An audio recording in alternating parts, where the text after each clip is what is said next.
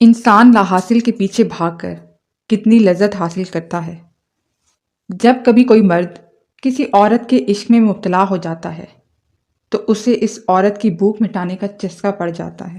محبت ملے گی تو پھر سب حق خوشی سے ادا ہوں گے۔ محبت کے بغیر ہر حق ایسے ملے گا جیسے مرنے کے بعد کفن ملتا ہے۔ ایک عمر برتنے کے بعد میں نے یہ جانا ہے کہ عورت موم ہے یا پتھر، اس کا فیصلہ وہ خود کرتی ہے۔ کسی دوسرے شخص کو اسے موم یا پتھر کا خطاب دینے کا حق نہیں ہوتا۔ وہ خود چاہے تو محبوب کے اشاروں کی سمت مڑتی رہتی ہے، اور پتھر بننے کا فیصلہ کر لے تو کوئی شخص بھکاری بن کر بھی اس کی ایک نگاہ التفات نہیں پا سکتا۔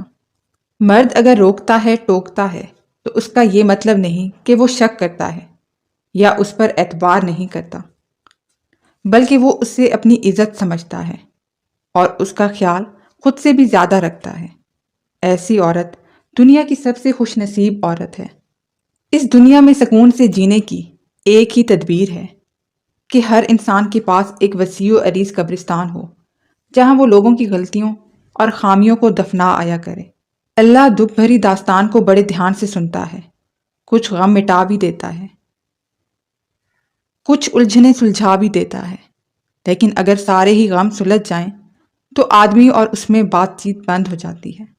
مرد کے دکھ خاموشی کی کوکھ میں جنم لیتے ہیں اور اندر ہی اندر سرایت کرتے جاتے ہیں، جبکہ عورت کے آنسو ہر طرف شور کرتے ہیں۔ مکافات عمل کا سلسلہ بہت وسیع ہے، یہ نسل در نسل چلتا ہے۔ اس کا ذمہ اللہ تعالیٰ نے خود لیا ہے، اور اس میں کسی کا آپ کے ساتھ کیے گئے ظلم و ستم کا نتیجہ ہوتا ہے، اور وقت نہیں لگتا بازی پلٹنے میں۔ بے شک اللہ بہترین انصاف کرنے والا ہے۔ حسد کا جذبہ احساس کمتری سے پیدا ہوتا ہے۔ جو شخص اپنے آپ کو گھٹیا سمجھتا ہے وہ دوسروں سے جلتا ہے۔ زندگی بھر یاد رہتے ہیں مشکل میں ساتھ دینے والے اور مشکل میں ساتھ چھوڑنے والے۔ لوگوں کو پرکھنا چھوڑ دو، تم نہیں جانتے کوئی اپنے اندر کیسی جنگ لڑ رہا ہے۔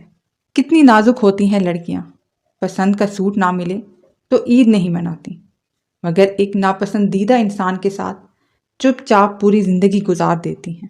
محبت وفادار کی داستان ہوتی ہے اور بے وفا کی زندگی کا ایک معمولی واقعہ۔ کوئی بات کرنے کے لیے مر رہا ہے اور کسی کو قدر ہی نہیں، اور پتہ ہے لوگوں کا دل ہم سے کیوں بھر جاتا ہے؟